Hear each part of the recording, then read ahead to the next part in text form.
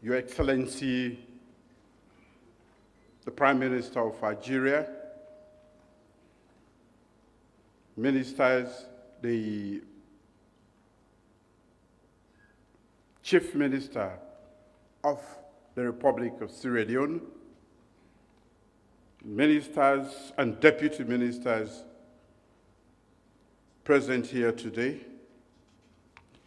distinguished representatives of the African Union, the CEO of the APRM,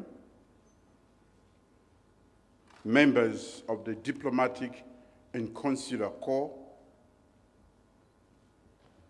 esteemed delegates, representatives, and civil leaders present here today, ladies and gentlemen, civil society. Today, as we all gather in Freetown for the third African High-Level Forum on South-South Triangular Cooperation for Sustainable Development,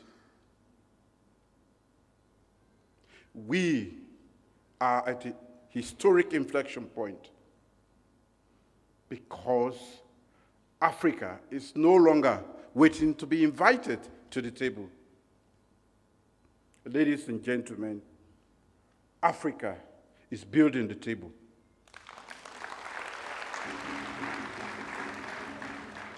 We do so by creating opportunities in the continent. On behalf of the government and people of the Republic of Sierra Leone, I'm honored to welcome all of you to our beautiful city as we address our compelling theme, the role of Global South in reshaping the new international order. Honorable delegates, take a moment and watch around this room. The presence of leaders from Africa, Asia, the Middle East, and Latin America highlights an undeniable truth. The future of global governance is being shaped not only in the traditional centers of power, but also in the dynamic capitals of the Global South, as we are doing today. And your presence here demonstrates the enduring spirit of South-South and triangular cooperation, one that transcends borders, reflects shared experiences, and fosters equitable growth. As we reflect on the lessons from Kampala and renew our commitment under BAPA plus 40, we must confront uncomfortable realities. The increasing levels of debt, COVID-19 pandemic, growing threats from climate change, recent geopolitical upheavals have all exposed the vulnerabilities in our economies and societies. Food insecurity is affecting our communities, while the gap in access to technology continues to widen, and youth unemployment is on the rise. Global finance and trade structures continue to be biased against our interests, while our perspectives are frequently marginalized in global decision-making. That is not fair. These challenges are interconnected and clearly show a global order designed without our input. When you take a moment to consider the glaring inequality of vaccine distribution during the pandemic, it becomes even more clear that this was not an anomaly, but rather a symptom of deeper structural imbalances. At the same time, climate crisis, primarily caused by earliest industrialized nations, threaten to devastate our economies before even they are fully formed. Africa, as we all know, emits less than 4% of global carbon emissions, yet suffers the most severe consequences. The current situation is not only unsustainable, but also fundamentally unfair. It requires not just a small adjustment, but significant transformative change. And this is why South-South and triangular cooperation are essential pathways forward. It establishes a framework based on solidarity, mutual respect, and shared development. These principles stand in sharp contrast to historical patterns of dependency. Ladies and gentlemen, South-South cooperation is already achieving concrete results. We are creating African solutions to African challenges through knowledge exchange, technology transfer, and collaborative financing.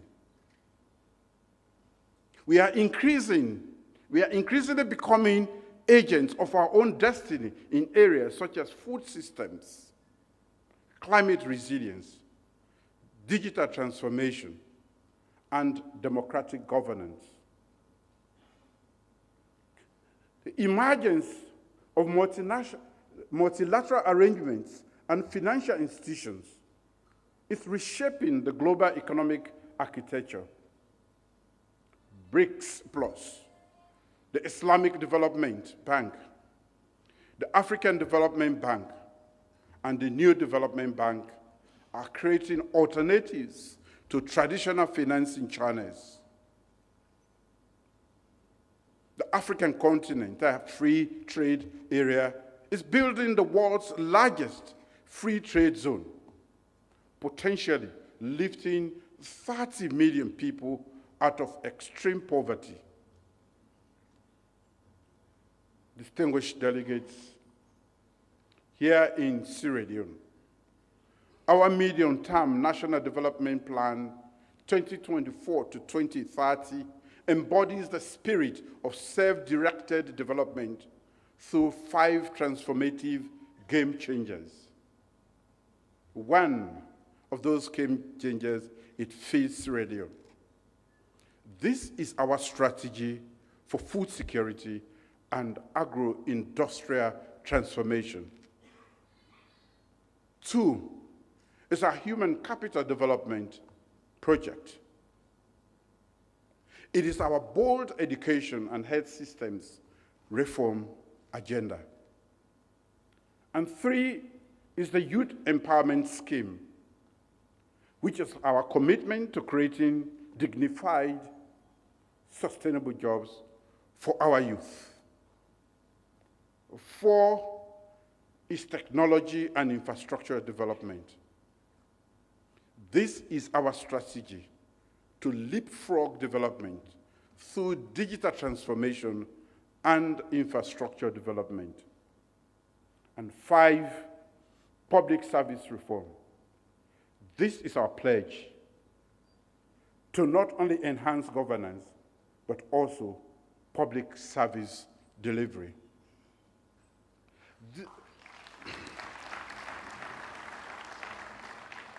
These carefully thought out policies align seamlessly with the AU Agenda 2063 and the UN Sustainable Development Goals, demonstrating how national strategies can advance continental and global ambitions. Equally important is our commitment to good governance through mechanisms like the African Peer Review Mechanism.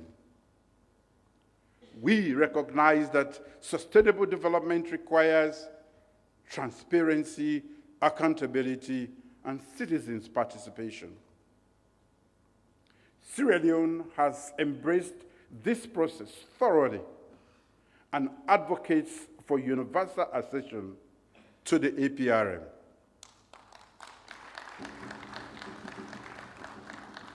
Distinguished ladies and gentlemen, when we fully harness the power of South-South and triangular cooperation for sustainable development, our collective strength will be undeniable. Imagine an Africa where intercontinental trade flows freely, creating millions of jobs, prosperity within our borders, and where African innovation addresses African challenges and scale globally.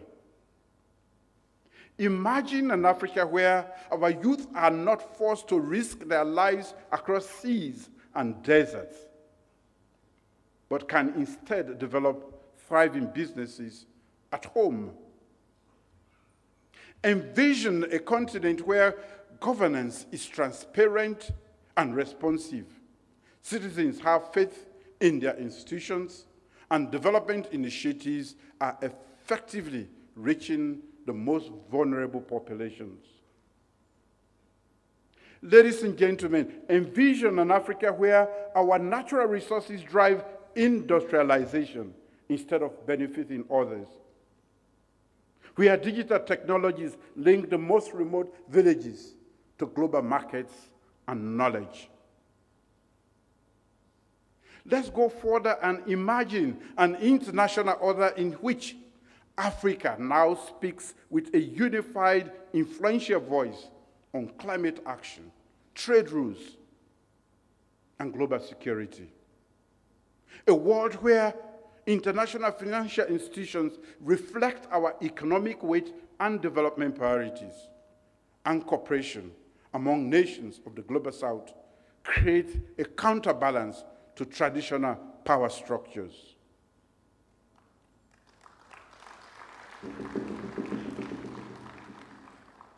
This is not a far-off utopia. The foundations are already being put together through initiatives such as the AFCFTA, the APRM, and various regional integration efforts.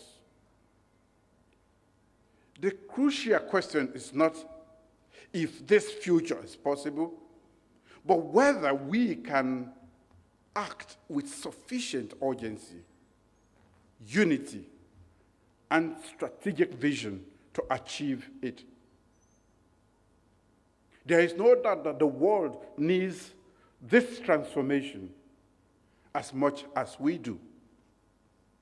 A prosperous and stable Africa leads to new markets, reduces migration pressures, and strengthens global cooperation on challenges like climate change and pandemics. So what must we do, ladies and gentlemen, to accelerate this transformation, starting today in Freetown?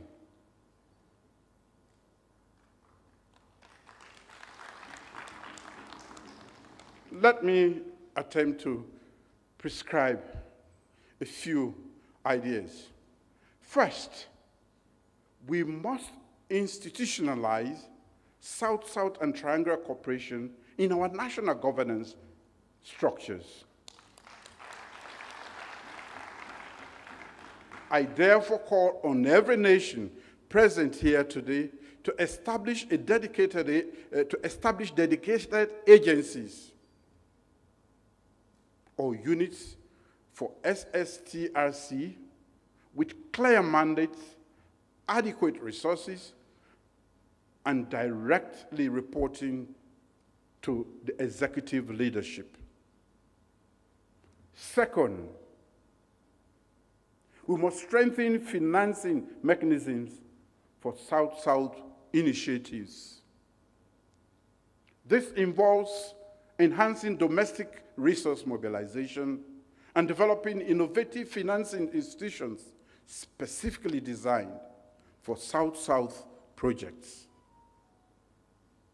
I propose creating an African South-South Cooperation Fund with contributions from member states based on their capacity. Third, we must build a robust knowledge management system to document, analyze, and scale successful South-South practices. This could encompass digital platforms, research collaboration between our universities, and regular exchanges among practitioners. Fourth, we must prioritize youth engagement in South-South cooperation.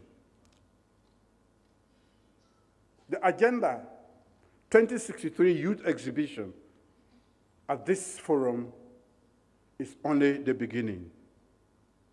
We should establish a formal youth South-South network with chapters in every African nation, supported by dedicated mentorship and funding.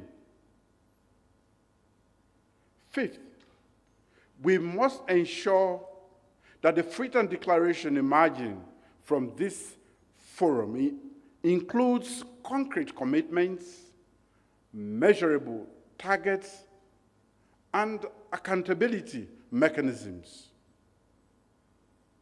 I propose an annual scorecard to track implementation across participating nations.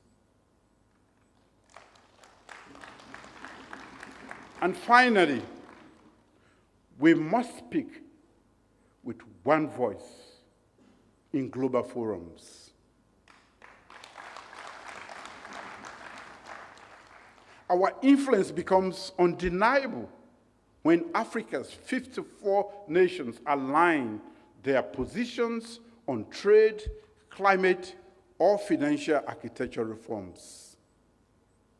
The upcoming COP29 climate negotiations and WTO Ministerial Conference presents immediate opportunity to demonstrate this unity.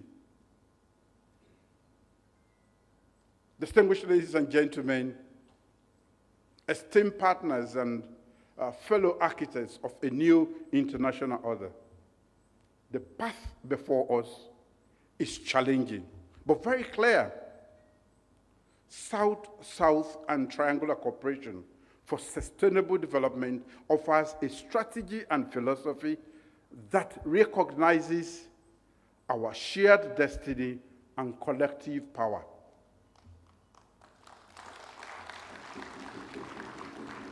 Let us use this opportunity in Freetown as a rallying call to strengthen solidarity among the nations of the Global South, in line with the spirit of Buenos Aires Plan of Action, BAPA Plus 40, and the recently adopted Pact for the Future.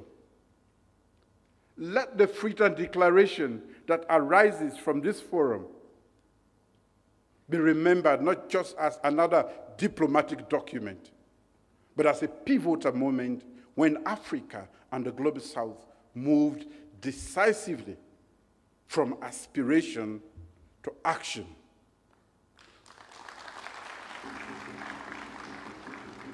From aspiration to action, and from potential to empowerment. In that regard, I express my deep gratitude to the African Union Commission, the APRM, the Islamic Development Bank, UNDP, GIZ, and all our other partners who made this event possible. We thank our various government ministries and officials for their tireless effort in organizing this forum. Your dedication reflects the excellence we strive to project globally. As we deliberate over the coming days, remember that Africa is watching. The world is listening, and history is waiting. Let us leave Freetown inspired and resolved to build the Africa we want and the international order that we deserve. May our discussions be fruitful, our commitments to be honored, and our visions to be realized. Together, we will reshape the global world order, not through confrontation, but through cooperation, not through dominance, but through partnership, not for the benefit of the few, but for the prosperity of all.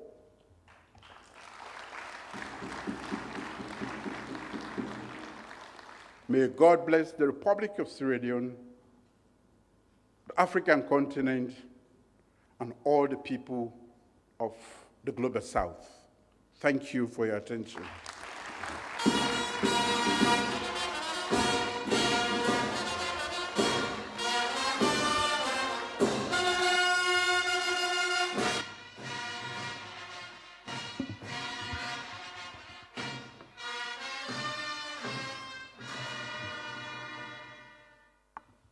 Thank you, Your Excellency.